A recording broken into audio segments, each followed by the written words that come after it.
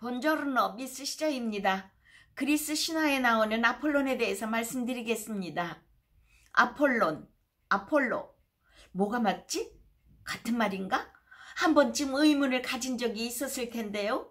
아폴로는 다채로운 영역을 관장하는 신이고 로마식 이름이 아폴로라고 하는 2세대 태양신으로 태양 외의 다양한 분야의 신입니다.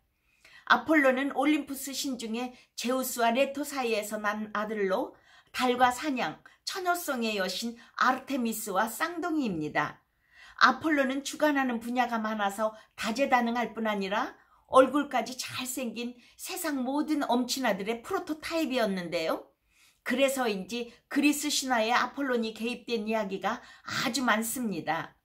고대 그리스에서는 델포이에서 신탁을 내리는 신으로 아폴론이 유명했고, 호메로스의 일리아스에서는 아폴론을 주의 신으로 칭했는데요. 아폴론이 의술의 신이 된 까닭이 질병의 신이 질병을 제일 잘 고친다는 생각에서 비롯됐다는 주장도 있습니다. 또 음악의 신이라고 일컫는 까닭은 헤르메스가 발명하여 만든 리라를 받았기 때문인데요. 아폴로는 최고의 미남신이라서 영어에서 아폴로라고 하면 미남을 지칭하는 단어로 쓰일 정도입니다. 경우에 따라서 아폴론이 아름다움도 주관한다고 여기기도 하였고, 가장 그리스적인 신으로 천사를 받아서 많은 숭배를 받았습니다. 신들도 적자와 서자를 차별하였는지 제우스는 아폴론을 2번이나 신격을 박탈해서 인간인 왕의 집에서 노예 생활을 하게도 했습니다. 가장 그리스적이라는 아폴론 신앙의 기원은 사실 그리스가 아니라 소아시아 지역이라고 합니다. 예언의 신의 성격이 그때부터 있었는지 호메로스의 일리아스에서 일관되게 트로이를 지지하는 것으로 나오는데요. 실제로 트로이 유적지에서 아폴론의 상징이 새겨진 유물이 많이 출토되었습니다. 아폴론에 관한 이야기 중에 아테나가 피리를 개발해서 줬는데 마음에 들지 않는 거예요. 그래서 버려버렸는데요. 그 고대 그리스 관악기 아울로스를 사티로스인 마르시아스가 주어서 열심히 연습을 해서 수준급 연주를 하게 되자 아폴론의 수금과 연주 대결을 하자고 감히 도전합니다. 이에 빈정이 상한 아폴론이 각자의 악기를 거꾸로 들고 연주하자고 합니다. 거꾸로의 연주가 불가능한 피리의 특성 때문에 결국 마르시아스가 지고 말았는데요. 감히 그에게 도전한 죄를 물어 산채로 가죽이 벗겨지는 끔찍한 형벌을 받았습니다. 그 처참한 광경을 보고 마르시아스의 동족들이 흘린 눈물과 그가 흘린 피로 마르시아스 강이 생겼다는 전설이 전해집니다. 나중에 사티로스들을 이끄는 신인 헤르메스의 아들 판이 피리를 가지고 다시 아폴론에게 대결을 신청했는데요. 또 아폴론이 승리합니다. 그 연주 대결의 현장에 있던 판신의 절친인 미다스 왕이 판의 피리 연주가 훨씬 더 좋았다고 평을 했다가 모진 놈 옆에 있다가 벼락 맞은 격으로 분노한 아폴론이 똑바로 들으라고 애꿎은 귀를 잡아당겨 당나귀 귀가 되는 벌을 받았다고 합니다. 수학 부문에서 사람들에게 3대 작도불능 문제 중 하나를 풀지 못하면 전염병을 고쳐주지 않겠다고 소인배처럼 비열하게 굴기도 했는데요.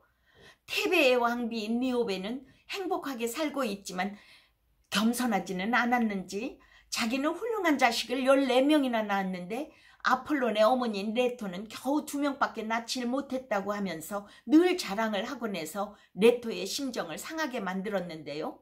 아폴론은 니오베의 아들 7명을, 아르테미스는 니오베의 딸 7명을 모두 활로 쏘아 죽여버립니다. 이에 충격을 받아 니오베의 남편인 암피오는 자살해버리고 니오베는 흐느끼다가 바위로 변했다고 합니다. 아폴로는 또 코로니스라는 인간 여성과 사랑을 나눠 아이를 잉태 중이었는데요. 까마귀가 코로니스가 이스키스와 바람을 피운다고 아폴론에게 일러 바치니까 까마귀 말만 믿고 진노하여 코로니스를 죽여버리고 더욱이 그걸 일러 바친 까마귀까지 흰색의 날개를 까맣게 바꿔버립니다. 하지만 이내 후회하고 화장 직전이었던 코로니스 뱃속에서 재빨리 아이를 꺼내 구해서 켄타우로스 현자인 케이론에게 맡겨 기르도록 합니다. 이 아이가 바로 의술의 신인 아스클레피오스입니다. 아스클레피오스는 케이론 밑에서 의술과 수렵을 배워서 의술에서 케이론조차 능가할 정도의 실력을 나타내는데요.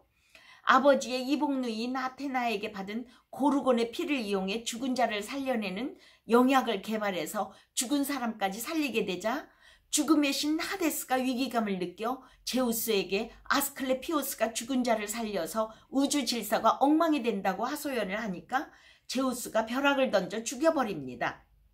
그 후 아들을 잃은 아폴론의 분노를 달래기 위해 제우스는 아스클레피오스를 신의 자리에 올려 뱀주인 자리로 만들었고 그 후 아스클레피오스는 의학의 신이 됩니다. 또 아폴론의 첫사랑은 아르테미스를 따라다니던 ним프 중 하나인 강의 신 딸 다프네였는데요. 이 아폴론이 다프네를 좋아하게 된 건 에로스 때문이었습니다. 아폴론이 괴물뱀 피톤을 죽이고 우쭐해서 에로스의 화살을 깔보니까 에로스가 이에 앙심을 품고 자기 화살에 어디 한번 당해봐라 그러면서 화살을 쐈는데요. 아폴론에게 쏜 것은 마주노 처음 본 사람을 사랑하게 되는 금화살이었고 다프네에게 쏜 것은 마주노 처음 본 사람을 싫어하게 하는 납화살을 쐈다고 합니다. 그래서 아폴론은 다프네를 보자마자 한눈에 반해 쫓아다니고 다프네는 아폴론을 보고 경멸해서 도망다녔는데요. 다프네는 싫다고 해도 아폴론이 포기하지 않고 끝까지 쫓아가 막 껴안으려고 할 때 강의 신인 아버지에게 제발 자기를 구해달라고 부탁을 해서 다프네는 월개수로 변해버립니다. 아폴론은 다프네가 월개수로 변하자 네가 비록 나를 싫어해서 딱딱한 나무 껍데기 속에 숨었지만 너를 결코 내 곁을 떠날 수 없게 하겠노라 하고선 그녀의 잎으로 리라를 장식하고 또 월개수로 월계관을 만들어 올림픽 등 각종 운동 경기에서 승리한 자에게 월계수관을 씌워주며 다프네를 기렸다고 합니다.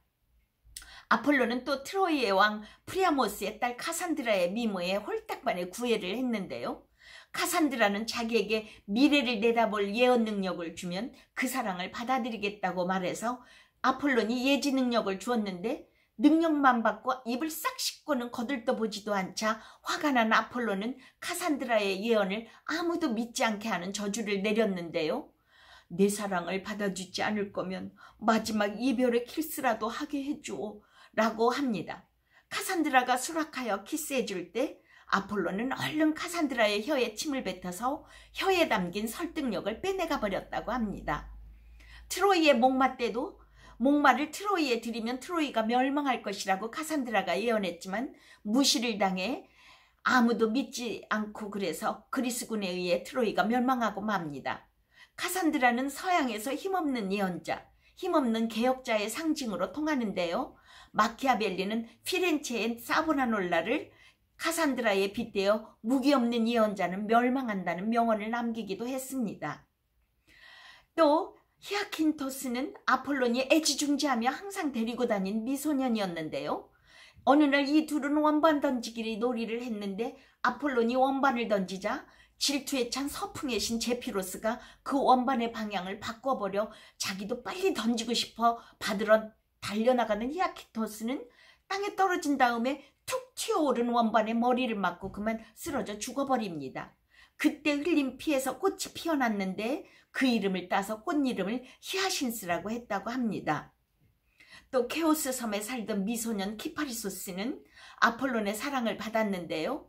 케오스 섬에는 금빛 뿔을 가진 아름다운 숫사슴이 있었는데 이 사슴은 날 때부터 카르타이아 님프들의 사랑을 받아서 사람을 두려워하지 않았다고 합니다. 키파리소스는 이 사슴을 등에 올라타 말처럼 타고 다니기도 하면서 친밀하게 지냈는데요. 어느 여름날 키파리소스가 창을 잘못 던져 잠자던 사슴을 맞춰버렸습니다. 사랑하는 사슴이 고통스럽게 죽어가는 모습을 지켜본 키파리소스는 자신도 따라 죽으려고 했는데 영원히 눈물을 흘리며 슬퍼하는 존재가 되게 해달라고 원하는 키파리소스의 기도를 아폴론이 들어주어 키파리소스의 몸을 사이프러스로 만들었는데 보통 시에서 사이프러스는 죽음의 상징으로 사용되고 그리스와 로마에서는 주로 묘지에 심는 나무가 됩니다. 재밌게 들으셨습니까? 구독과 좋아요, 알림 설정을 부탁드리며 다음 시간에는 또 다른 사냥꾼, 앞으로 디테일을 가지고 만나 뵙겠습니다. 차오!